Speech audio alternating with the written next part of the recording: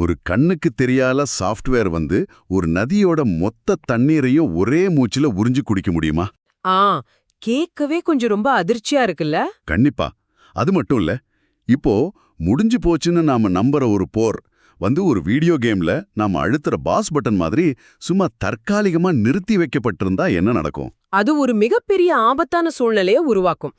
இதெல்லாம் நாம வெளியிருந்து பார்க்குற உலகத்துக்கும் நிஜத்துக்கும் உள்ள வித்தியாசம். கரெக்ட். இதையெல்லாம் கேட்கும்போது உங்களுக்கு கொஞ்சம் ஷாக்கிங்கா இருக்கலாம். ஆனா உங்களுக்காகவே பிரத்யேகமா வடிவமைக்கப்பட்ட இந்த ஆழமான அலசலுக்குள்ள, அதாவது இந்த டீப் டைவுக்குள்ள நீங்க நுழையும் போது உலகம் எப்படி இயங்குது அப்படிங்கறத பத்தி இதுவரைக்கும் உங்களுக்கு இருந்த பிம்பம் நிச்சயமா ஆட்டங்காண போகுது. இந்த அலசலுக்கு உங்களை வரவேற்கிறேன். ஆமா, ஏன்னா நாம வெளியிருந்து பார்க்குற உலகத்துக்கும் உள்ள நிஜமா இயங்குற மெக்கானிசத்துக்கும் நிறைய வித்தியாசங்கள் இருக்கு. அத வெளிச்சத்துக்கு கொண்டு வர்றது தான் நம்ம நோக்கம். மிக சரி. இப்போ இன்னைக்கு உங்களுக்காக நாங்க சில முக்கியமான சர்வதேச அறிக்கைகள், குறிப்பா லேமோண்ட், அதாவது லேமோண்ட் போன்ற பத்திரிகைகளோட கட்டுரைகள், அப்புறம் சில ஆழமான ஆய்வறிக்கைகளை எல்லாம் ஒன்னா ஒரு டேபிள்ல வச்சிருக்கோம். இதோட தலைப்பு என்னன்னு பாத்தீங்கன்னா, global fractures and the shadow of instability, அதாவது உலகளாவிய விரிசங்களும் நிலையற்ற தன்மையின் நிழலும். எக்ஸாக்ட்லி. நம்ம நோக்கம் ரொம்பவே தெளிவானது. இப்போ அரசியல், ராணுவம், டெக்னாலஜி, அப்புறம் நம்ம மனிதர்களோட சைக்காலஜி, உளவியல், இது எல்லாமே தனித்தனி டாபிக் மாதிரி நமக்கு தெரியும். ஆனா உலகத்துல இப்போ பரவி இருக்க ஒரு வித நிலையற்ற தன்மை எப்படி இது எல்லாத்தையும் ஒண்ணுக்கொன்னு கனெக்ட் பண்ணுது அப்படிங்கறத புரிஞ்சுக்கிறது தான் இன்னைக்கு நம்ம மிஷன். இதுல ஒரு முக்கியமான விஷயத்த நம்ம இங்கேயே தெளிவுபடுத்திடணும். நாம எடுத்திருக்க இந்த சோர்சஸ்ல, அதாவது ஆதாரங்கள்ல, வலதுசாரி இடதுசாரி அப்படின்னு பல முரண்பட்ட அரசியல் நிலைப்பாடுகள் இருக்கு. ஓ ஆமா, அதை கண்டிப்பா சொல்லிடணும். ஏன்னா இந்த அலசல்ல நாம எந்த பக்கமும் சாய போறதில்ல. வலதுசாரியோ இல்ல இடதுசாரியோ நம்ம யாருக்கும் வக்காலத்து வாங்க போறதில்ல. கரெக்ட். டேட்டா என்ன சொல்லுது, உண்மைகள் என்ன, அதை மட்டுமே ஒரு மூன்றாம் மனிதன் பார்வையிலிருந்து ரொம்ப நியூட்ரலா அலச போறோம். சரி, நேரடியா விஷயத்துக்குள்ள போயிடலாம். இப்போ ஐரோப்பிய அரசியல்ல ஒரு பெரிய பூகம்பம் வெடிக்கிறதுக்கு முந்தைய அமைதி நிலவர மாதிரி தெரியுது. ஃபர்ஸ்ட் பிரான்ஸ் நாட்டை எடுத்துக்கலாம். பிரான்ஸ் நிலவரம் ரொம்பவே சுவாரஸ்யமானது. ஆமா, அதிபர் இம்மானுவேல் மேக்ரான் வெளிய பார்க்கறப்போ ரொம்பவே ஸ்ட்ராங்கான ஒரு நம்பிக்கையான தலைவரை போல தெரிகிறாரு. ஆனா உள்ளுக்குள்ள பிரான்ஸ் அரசியல்ல ஒரு பெரிய சோர்வு, அதாவது ஒரு பொலிட்டிக்கல் எக்ஸாஸ்டன் இருக்கிறதா இந்த அறிக்கைகள்லாம் புட்டு புட்டு வைக்குது. ஆக்சுவலா அந்த சோர்வு ரொம்ப ஆழமானது. எனக்கு இது ரொம்ப முரண்பாடா படுது. ஏன்னா மேக்ரான் வந்து சமீபத்துல தானே ஐரோட்டாவோட எதிர்காலம் அப்படின்னு கொண்டாடப்பட்டாரு. திடீர்னு எப்படி இந்த சோர்வு வந்தது? இது சும்மா இந்த பணவீக்கத்தால, விலைவாசி ஏறுனதால வந்த பிரச்சனையா? இல்ல, ஒரு நிமிஷம். இது வெறும் பணவீக்கத்தால வந்த பிரச்சனை கிடையாது.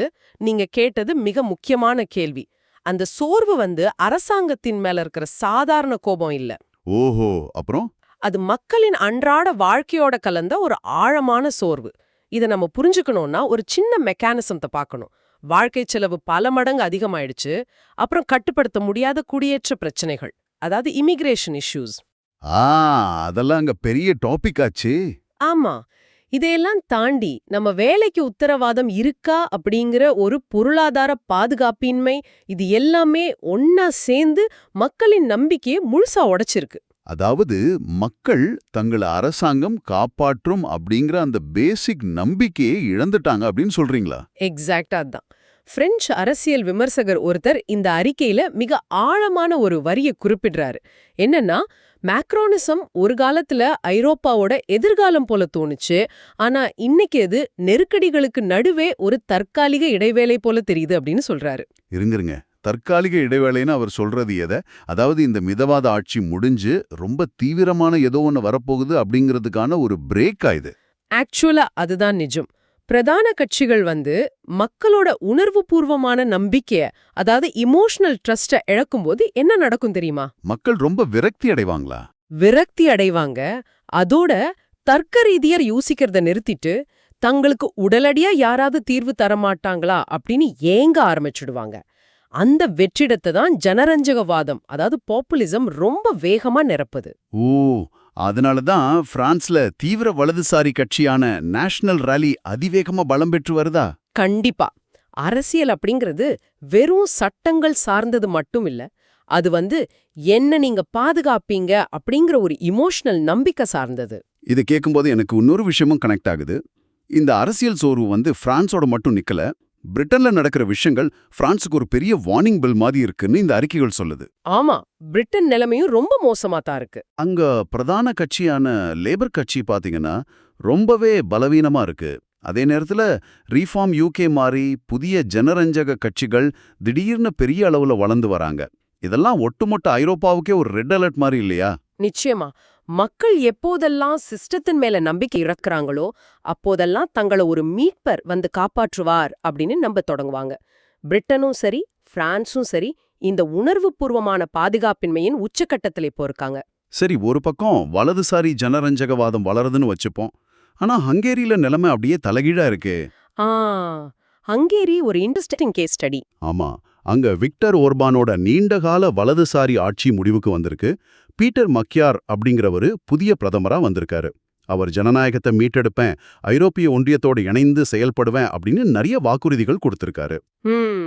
இது ஒரு வகையில ஐரோப்பாவுக்கு ரொம்ப நல்ல செய்தி தானே. அப்புறம் ஏன் ஐரோப்பா இதை இன்னும் ஒருவித எச்சரிக்கையோடே பாக்குது? எனக்கு இது புரியல. சந்தோஷமா கொண்டாட வேண்டிய விஷயம் தானே இது. வெளியில இருந்து பாக்குறப்போ இது ஒரு பெரிய வெற்றி போலதான் தோணும். ஆனா பிரசல்ஸ் அதிகாரி ஒருத்தர் பகிர்ந்துகிட்ட ஒரு விஷயம் அந்த மாயைய உடைக்குது. என்ன சொல்றாரு அவரு? அவர் என்ன சொல்றாருன்னா, ஒரு ஜனரஞ்சக தலைவரை பதவியிலிருந்து அகற்றுவது அப்படிங்கிறது ரொம்ப எளிதானது. ஆனா அவர் தனது ஆட்சி காலத்துல சீரழித்த நிறுவனங்கள் மீதான நம்பிக்கை மீண்டும் கட்டமைப்பதற்கு பாருங்க, அது மிக மிக கடினமான காரியம். ஓ, எனக்கு இங்க ஒரு ஒப்பீடு தோணுது. எப்படின்னா, ஒரு பழைய ஆட்டம் கண்ட கட்டிடத்தை இடிச்சிட்டு அதே இடத்துல ஒரு புது பில்டரை கொண்டு வர்றது ஈஸி.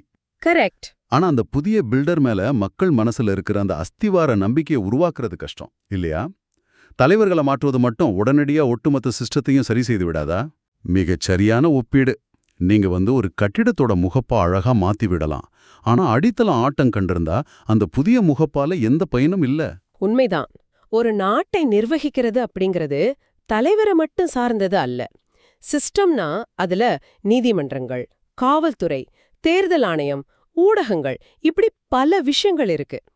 பல வருஷமா ஒரு தலைவர் இந்த நிறுவனங்களோட சுதந்திரத்தை நசுக்கி மக்கள் இது மேல வச்சிருக்க நம்பிக்கையை இழக்கச் செய்துட்டார்னா, புது தலைவர் வந்த உடனே எல்லாம் மாறிடாது. ஆமா, புதிய தலைவர் வந்த மறுநாளே மக்கள் நம்பிட மாட்டாங்க. அந்த உணர்வுபூர்வமான நம்பிக்கையை மீண்டும் கட்டியெழுப்ப பல தசாப்தங்கள் ஆகலாம். அதனாலதான் ஐரோப்பா ஹங்கேரிய ஒரு பரிசோதனை களமா மிகுந்த எச்சரிக்கையோட கவனிக்குது. இப்ப புரியுது. உள்நாட்டு அரசியல்ல மக்களுக்குள்ள இருக்கும் இந்த எமோஷனல் இன்செக்யூரிட்டி எப்படி அப்படியே சர்வதேச அளவுல ராணுவ பதற்றமா மாறுதுன்னு பார்த்தா ரொம்பவே ஆச்சரியமா இருக்கு. அது ரொம்ப நேரடியான ஒரு தொடர்பு. எப்படின்னா, பிரான்ஸ் மற்றும் ஹங்கேரி அரசியல்ல என்ன ஒரு பயம் இருக்கோ அதே பயம் குளோபல் மிலிட்டரி லெவல்லையும் எதிரொலிக்குது. உதாரணத்துக்கு ரஷ்யாவை எடுத்துப்போம். மாஸ்கோவில் வருஷம் நடக்கிற அந்த விக்டரி டே ராணுவ அணிவகுப்பு எவ்வளோ பிரம்மாண்டமா இருக்குன்னு உங்களுக்கு தெரியும். உலகத்துக்கே தங்களோட பலத்தை காட்டுற ஒரு ஈவெண்ட் அது. ஆமா, ஆனா இந்த முறை அந்த அணிவகுப்பு ரொம்பவே சுருங்கி போய் ஏதோ பேரளவுக்கு நடந்து முடிஞ்சிருக்கு. காரணம் என்ன தெரியுமா? உக்ரைன் ஏதாவது சின்னதா ட்ரோன் தாக்குதல் நடத்திடும்ங்கிற ஒரு பெரிய பயம். இது ஒரு முரண்பாட்டின் உச்சம்னு தான் சொல்லணும். ரஷ்யா உலகிற்கு தனது அசைக்க முடியாத ராணுவ பலத்தை காட்டணும்னு தான் அந்த அணிவகுப்பை நடத்துது. ஆனா அணு ஆயுதங்களை எல்லாம் வச்சுக்கிட்டு ஒரு சின்ன ட்ரோன் வந்துடுமோ அப்படின்னு பயந்து பாதுகாப்பு அதிகரிப்பது எதை காட்டுது? அவங்களோட பயத்தை தான் காட்டுது. எக்ஸாக்ட்லி. அவங்களோட ஆழ்ந்த பாதுகாப்பின்மையை வெளிச்சம் போட்டு காட்டுது. ஐரோப்பிய பாதுகாப்பு நிபுணர் ஒருத்தர் சொன்ன மாதிரி, ரஷ்யா உலகம் பார்க்கணும்னு விரும்பிய தன்னம்பிக்கையான பிம்பம் இது கிடையாது. இங்கதான் விஷயமே ரொம்ப சுவாரஸ்யமா, அதே சமயம் கொஞ்சம் பயமா மாறுது. ஏன்னா ஒரு புறம் போர் நடந்துகிட்டே இருக்கு, இன்னொரு புறம் நாங்க போர் நிறுத்தம் பண்ணிட்டோம்னு அறிவிக்கிறாங்க. இந்த போர் நிறுத்தங்கள் ஒரு பெரிய மாயை. ஆமா, இப்போ அமெரிக்காவோட மத்தியஸ்தத்துல உக்ரைன் ரஷ்யா இடையே ஒரு தற்காலிக போர் நிறுத்தம், கைதிகள் பரிமாற்றம் அறிவிக்கப்பட்டுச்சு. அதே போல லெபனான்ல இஸ்ரேல் மற்றும் ஹிஸ்புல்லா இடையே அதிகாரப்பூர்வமான போர் நிறுத்த ஏற்பாடுகள் இருக்குன்னு சொல்றாங்க. ஆனா நிஜத்துல என்ன நடக்குது? தொடர்ந்து தாக்குதல்கள் நடந்துகிட்டு தான் இருக்கு. இது எல்லாம் பார்க்கும்போது எனக்கு என்ன தோணுதுன்னா, இன்றைய கால போர் நிறுத்தங்கள் எல்லாமே ஒரு வீடியோ கேம் விளையாடும்போது திடீர்னு நமக்கு ஒரு சின்ன பிரேக் தேவைப்பட்டா ஒரு பாஸ் பட்டன் அழுத்துவோம்ல, கரெக்ட், வைப்பது போல இல்லையே. இது ஏன் கற்பனையா இல்ல நிஜமாவே அப்படித்தான் நடக்குதா? உங்களோட அந்த வீடியோ கேம் பாஸ் பட்டன் ஒப்பீடு இன்றைய உலக அரசியலுக்கு 100% பொருந்தும். இது நம்ம ஆழமா புரிஞ்சுக்கணும். ஒரு காலத்துல போர் நிறுத்தம், அதாவது சீஸ் ஃபயர் அப்படின்னா அது அமைதிக்கான முதல் படி. ஆமா, அப்படிதான் எல்லாரும் நினைப்பாங்க. ஆனா நவீன கால போர்கள்ல அதோட அர்த்தமே மாறிடுச்சு. இப்போ போர் நிறுத்தங்கள் அமைதிக்கான பாதையா பார்க்கப்படுறதில்ல. மாறாக அவை தந்திரோபாய இடைவேளைகளாகவே, அதாவது ஸ்ட்ராட்டஜிக் பாசஸாக மட்டுமே பயன்படுத்தப்படுது. தந்திரோபாய இடைவேளை அப்படின்னா ஆயுதங்களை நிரப்பிக்கொள்ள ஒரு பிரேக் எடுத்துக்கறாங்க, அப்படித்தானே? சரியா பிடிச்சிங்க. 2 தரப்புக்கும் ஆயுதங்கள் தீர்ந்து போயிருக்கும் அல்லது படைகள் ரொம்ப சோர்வடைஞ்சிருக்கும். அப்போ ஒரு போர் நிறுத்தத்துல கையெழுத்து போட்டுட்டு அந்த இடைவேளையை பயன்படுத்தி புதிய ஆயுதங்களை குவிப்பாங்க. ரொம்ப தந்திரமா இருக்க. ஆமா, யுக்ரைன் போர் ஐரோப்பாவோட அரசியல் மனவியலையே முற்றிலுமா மாத்திடுச்சு. இங்க பரஸ்பர அவநம்பிக்கை அப்படிங்கறது ரொம்ப ஆழமா வேரூன்றிடுச்சு. அதாவது அமைதி ஒப்பந்தம்லாம் ஒரு நாடகமா? ஒரு விதத்துல ஆமா. இன்னைக்கு நீங்க இங்க முன்னாடி ஒரு அமைதி ஒப்பந்தத்துல கையெழுத்து போட்டாலும் நாளை காலை என் முதுகுல குத்துவீங்க அப்படிங்கிற பயத்திலே 2 தரப்பும் வாழ்றாங்க. அதனால அமைதி அப்படிங்கிறது வெறும் காகிதத்துல மட்டும்தான் இருக்கு. அப்போ இந்த நிரந்தரமான பயமும் அவநம்பிக்கையும் தான் உலக நாடுகளை புதிய ராணுவ வியூகங்களை நோக்கி அவசர அவசரமா தள்ளுதா? நான் ஏன் இது கேட்கறேன்னா, பிரான்ஸோட மிகப்பெரிய போர்க்கப்பலான சார்ஸ் டி கால் மத்திய கிழக்கு பகுதியை நோக்கி, குறிப்பா ஹோர்முஸ் கடலை நோக்கி நகர்த்தப்பட்டிருக்கு. அந்த ஸ்ட்ரெய்ட் ஆஃப் ஹார்முஸ் மூவ்மெண்ட். ஆமா, அனிகாபூர்வமா இதுவும் வணிக கப்பல்களின் பாதுகாப்புக்கானது அப்படின்னு பிரான்ஸ் சொன்னாலும் ராணுவ ஆய்வாளர்கள் இதை அப்படி பார்க்கவில்லையே. இது ஒரு பெரிய போர் அபாயத்துக்கான சிக்னல் அப்படின்னு தானே சொல்றாங்க. ஆமா, அது ஒரு மிக தெளிவான ராணுவ சமிக்ஞை தான். ஹார்மஸ் ஜலசந்தி அப்படிங்கிறது உலகத்துக்கே ஆயில் சப்ளை செய்யற மிக முக்கியமான ஒரு நரம்பு மாதிரி. அங்க நேட்டோ மற்றும் ஐரோப்பிய நாடுகளுக்கு மிகப்பெரிய பதற்றம் இருக்கு. ஓஹோ.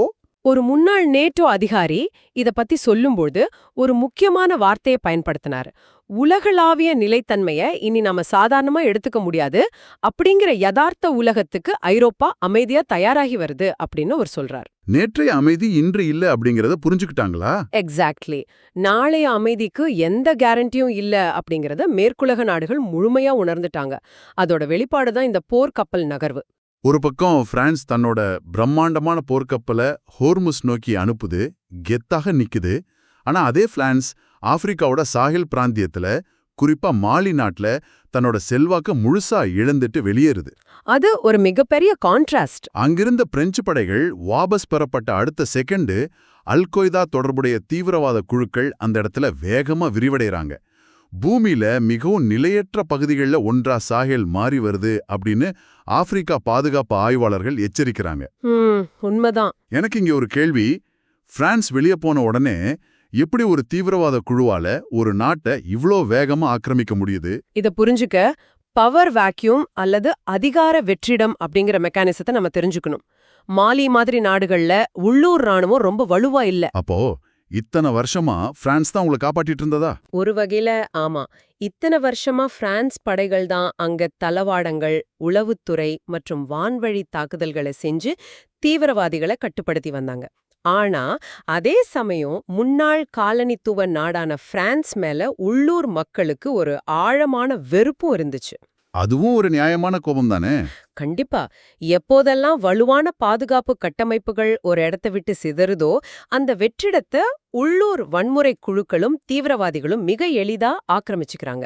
ஓ, அவங்க அந்த மக்களுக்கு ஒரு பாதுகாப்பு தர்றாங்களா? ஆமா, ஒரு முரட்டுத்தனமான பாதுகாப்ப அல்லது கட்டுப்பாட்டை அவங்க வழங்குறாங்க. இது அரசியல் மற்றும் ராணுவம் என இரண்டுக்கும் பொருந்துற ஒரு உலகளாவிய விதி. இதுவரை நம்ம அரசியல் பதற்றங்கள், போர்க்கப்பல்கள், ஆயுதங்கள் என கண்ணுக்கு தெரியும் விஷயங்களை பத்தி நிறைய பேசிட்டோம்.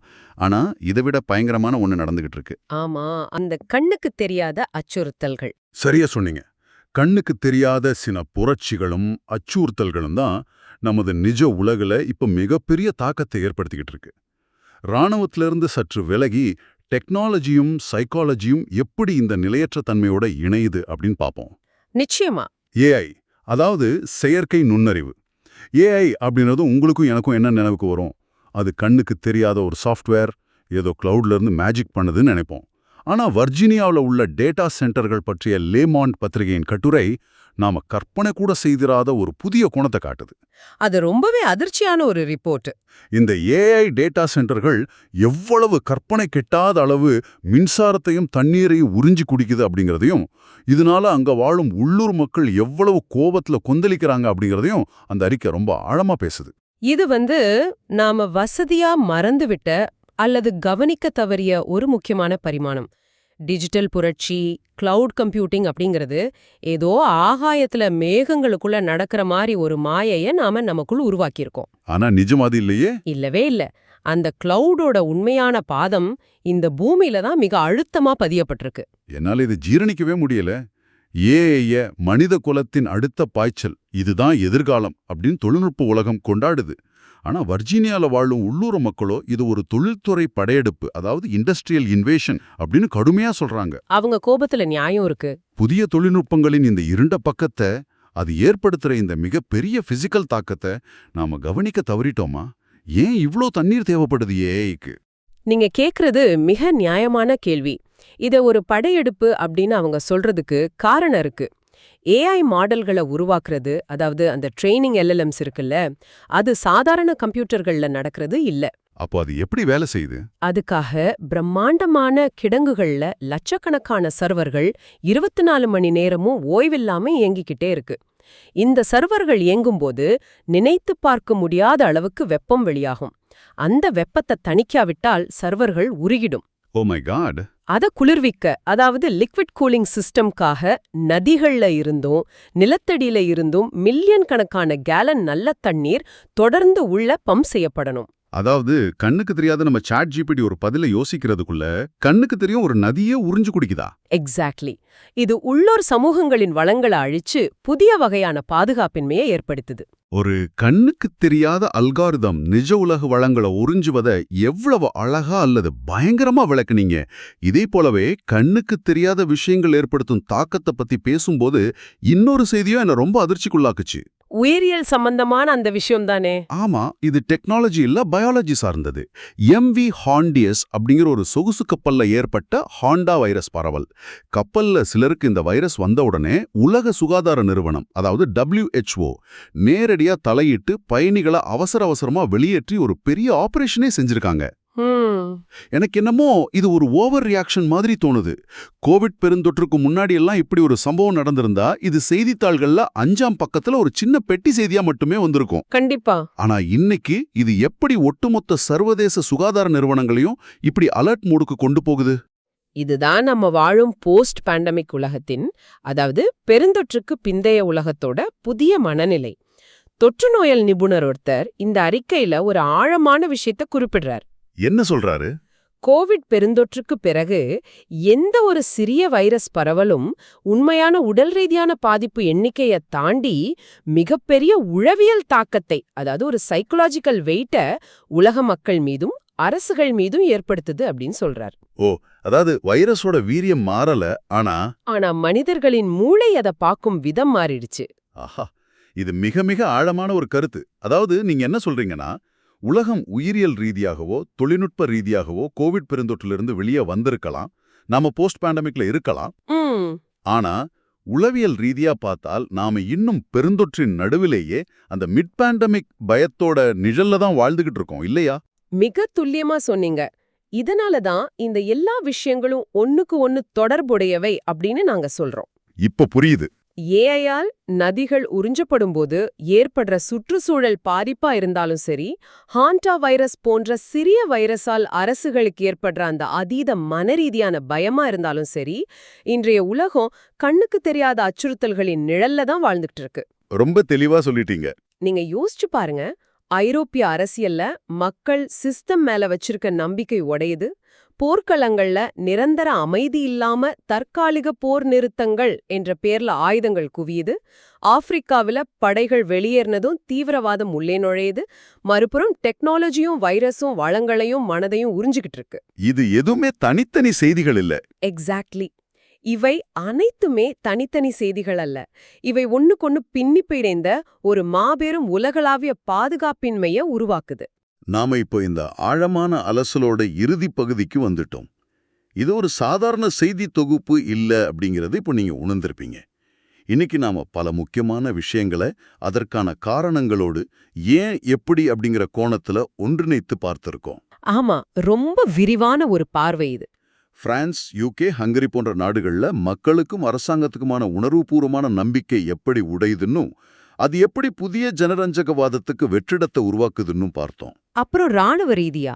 ஆமா, ரஷ்யா, உக்ரைன், லெபனான் என உலக நாடுகள் ராணுவ ரீதியாக தயாரிக்கும் பாஸ்பட்டன்கள் அமைதிக்கானவே அல்ல, அது அடுத்த கட்ட போருக்கான தயாரிப்பு, அங்க தந்திரோபாய இடைவேளைகள் மட்டும்தான் இருக்கு அப்படிங்கறத புரிஞ்சுக்கிட்டோம். அப்புறம் கடைசியா அந்த கண்ணுக்கு தெரியாத அச்சுறுத்தல்கள்.